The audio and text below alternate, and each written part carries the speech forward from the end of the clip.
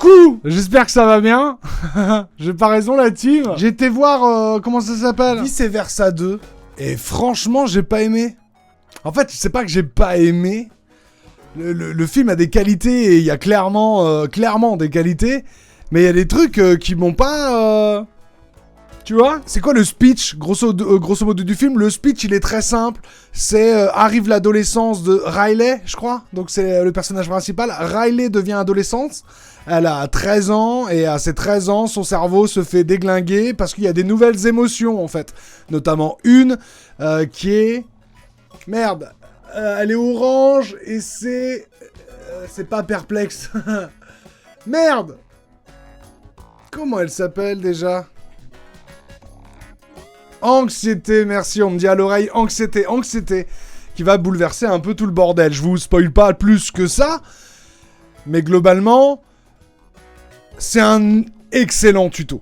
Voilà, encore une fois, la qualité première du premier film, au-delà d'être un très beau film, etc., j'ai adoré le premier, ça va de soi, mais là, ça réussit encore l'exploit de dire, écoute, tu sais pas comment tu fonctionnes, ce qui se passe là-dedans, t'inquiète, on va te l'expliquer. Et à la fin du film, non seulement tu comprends potentiellement mieux ce qui se passe dans ta tête, et en plus, vraiment, t'as la définition parfaite de l'anxiété. C'est vraiment énorme, c'est vraiment trop bien fait. Et la morale de la fin, que je vous spoilerai pas, mais elle est très belle et significative, vraiment, c'est très cool. Une chose à noter, c'est qu'on voit beaucoup plus Riley, on voit moins ce qui se passe dans sa tête, je trouve. Comparé en tout cas au premier. Encore une fois, comparé au premier, pas de claque technique, tu vois. On n'est pas bouleversé par une évolution technologique de l'animation. Vraiment, on n'est jamais bluffé. Et les décors, en l'occurrence, on découvre rarement de nouveaux décors, quoi. Et même en termes de DA, alors certes, il y a quelques personnages, notamment un personnage animé et un personnage de jeu vidéo, sans dévoiler trop, même si c'est pas particulièrement important de le dévoiler, mais qui ont des... tu vois, créativement, ça s'amuse encore, mais beaucoup moins que j'ai l'impression que dans le premier épisode. Bref, l'histoire est semblable à la première, même peut-être un peu trop, mais c'est pas bien grave, quoi. Vraiment, l'histoire est bonne. Là où j'ai pas aimé, en vrai, et c'est pas aimé, hein, le mot est vulgaire, hein, mais c'est à aucun moment j'ai été attaché à Riley, quoi.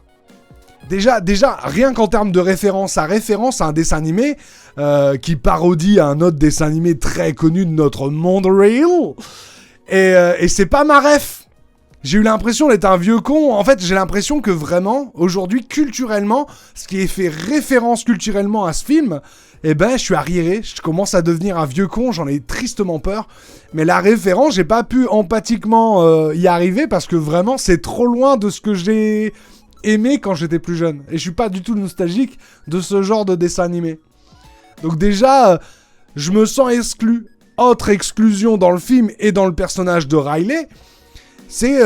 en fait, on voit... je sais pas si vous vous rappelez, mais il y a des îles dans l'épisode 1, des îles qui représentent finalement ces petits mondes à elle, tu vois, ces microcosmes à elle. Et il y en a un, c'est la famille, et il est tout petit. Et il y a une autre île énorme qui lui fait de l'ombre, c'est ses amis. Et attention, je vais vous dire un truc terrible, mais j'ai pas énormément d'amis. Bah tu vois ce que je veux dire, l'amitié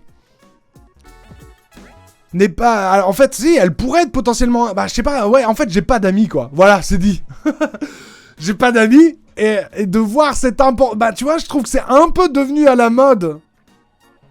Enfin, attends, en fait, le débat, c'est pas que moi, j'ai pas d'amis et je me reconnais pas en ça. C'est parce que j'ai un tas d'amis. Et nous, mais bien sûr, vous êtes mes amis. Attends, Sean. Non, mais tu vois ce que je veux dire. La team, les amis. Ça y est, j'ai des amis. En fait, c'est juste... C'est ouf comment c'est devenu à la mode de dire, écoute, la famille, on s'en balance. La meilleure famille, c'est celle que tu construis. Et moi, j'ai envie de te dire pourquoi pas, mais ça fait par 2 fois. On l'a eu la première fois, Alerte Rouge, et j'ai trouvé ça très touchant. Dans Alerte Rouge, mais là, je sais pas, ça commence à devenir redondant. C'est que la deuxième fois, vous allez me dire...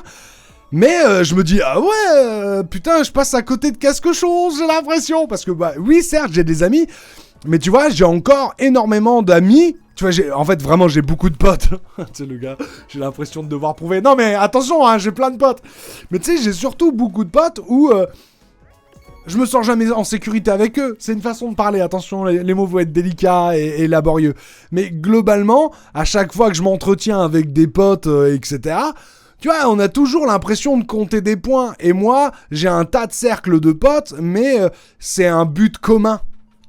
On a un but commun. Tu vois ce que je veux dire? Il y a ces groupes de potes là, c'est avec ça qu'on fait ça. J'ai un groupe de potes, on va au cinéma ensemble, ou c'est les geeks de ouf. Alors quand il y a un jeu de rôle, c'est à eux que je pense, etc. Mais le jour où il n'y a pas de jeu de rôle et il faut enterrer un cadavre, bah j'appelle personne en fait. Il n'y a personne qui viendra m'aider quoi. Tu sais, et dans chaque cercle d'amis, après c'est peut-être un trauma que j'ai vécu, petit storytelling. Mais en fait, globalement, moi j'étais dans un groupe de potes, je m'étais incrusté dans un groupe de potes, mais les friends quoi. Et juste avant que ce groupe explose, parce qu'il y a explosé, il n'existe plus ce groupe de potes, mais juste avant qu'il explose, et c'est peut-être moi, hein, ce truc, cette petite bombe qui est arrivée dans leur groupe de potes, mais en fait, j'invite 2 couples chez moi pour boire l'apéritif, passer une petite soirée, pizza, jeux vidéo quoi. Ces 2 couples viennent, mais sans leur compagne, il n'y a que les 2 gars. Et les 2 gars viennent me dire, ouais Vincent, en fait, t'es trop un beauf, t'es trop un lourdeau, on va arrêter de te fréquenter. Alors là, dit comme ça, je vous le raconte, ça a pas l'air terrible. C'était terrible. Vraiment, c'était un truc de ouf. Alors aujourd'hui, je leur chie à la gueule, etc. Tu vois, il y a plus... Je leur chie pas à la gueule, c'est pas vrai. Je suis que pardon. Et c'est même plus... C'est plus un...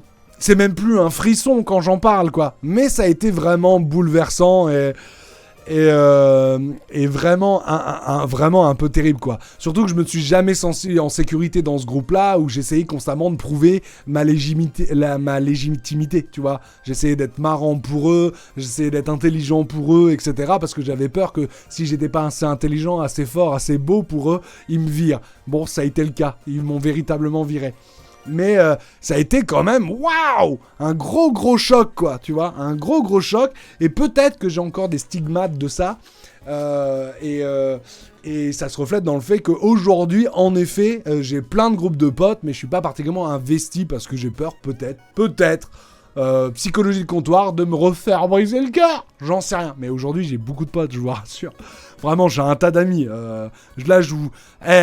j'ai un tas d'amis. Bon, bref. Mais du coup, de voir ça, je me suis pas encore reconnu en Riley. Et 3ème, et là, ça a sonné le glas. Mais c'est qui cette meuf? Elle est brillante. Je veux dire, elle est intelligente. Elle a des A+, à tous les cours. Elle est blonde aux yeux bleus, ultra fine. Elle a des meilleurs potes. Et en plus, elle est trop forte en hockey sur glace, quoi. Si fort qu'elle est sélectionnée dans... Bah, c'est dans l'histoire, mais elle est sélectionnée dans plus ou moins un gros club d'une grande... Bah, tu vois ce que je veux dire? C'est quoi cette meuf qui réussit tout ce qu'on entreprend? Elle a une maman super, un papa rigolo un peu cool, une maman super calme, tu vois? Ce que je veux dire, des fois, elle lui parle mal et elle dit « Oh, calme-toi !» Puis dans sa tête « Bah, c'est pas grave, c'est l'adolescence. » Tu vois ce que je veux dire? C'est quoi cette fille parfaite qui a tout eu pour y arriver, en fait? Donc énormément de mal à avoir de l'empathie. Alors bien entendu, la narration et ce que ça raconte finalement, c'est le passage adolescence, c'est le passage à l'adolescence et l'anxiété que ça peut générer. En tout cas, ça raconte vraiment l'anxiété. Hein. Voilà. Et c'est intéressant et c'est très bien fait. Et c'est probablement une fille sans histoire pour laisser de la place à cette narration-là. Parce que franchement, moi, une adolescence comme la mienne, où surpoids, problèmes scolaires, strabisme, etc., t'inquiète que l'anxiété, elle n'existait pas, quoi. Il y avait que colère qui était aux manettes, et c'est peut-être, voilà, on voulait parler de l'anxiété et pas d'autre chose. Et pour ça, pour parler de l'anxiété, fallait parler de quelqu'un qui avait vraiment pas de problème, qui avait le temps d'être anxieux et qui était pas constamment en survie. Bref, peut-être. Mais quand même, du coup, vraiment aucune empathie envers Riley. Et du coup, je suis passé un peu à côté du film. Et j'ai été au cinéma pour aller le voir. J'ai été le voir avec mes 3 enfants, notamment. Alors, bon, les deux plus jeunes ont kiffé. Même si la dernière était un peu attristée de anxiété. Vraiment, le personnage, etc. Pour des raisons, si vous l'avez vu, vous savez de quoi je parle. Et ma plus grande fille, elle a dit, franchement, ça va vite, quoi. Tu vois, je veux dire, putain, comment elle me l'a dit? Elle m'a dit... Elle m'a pas dit j'ai pas compris, pas du tout ça. Mais elle m'a dit un truc du genre... c'est le merdier, quoi. Tu vois ce que je veux dire? Et bon, bref. Voilà ce que j'ai pensé de vice versa. Et vous l'avez vu ou pas? J'ai vu Garfield aussi. Bon, on va en pas parler longtemps. C'est nul à chier. L'animation est incroyable. Très très très bien l'animation. Mais il y a rien de bien. À part l'animation. Et l'animation est vraiment pour le coup très très très très stylée.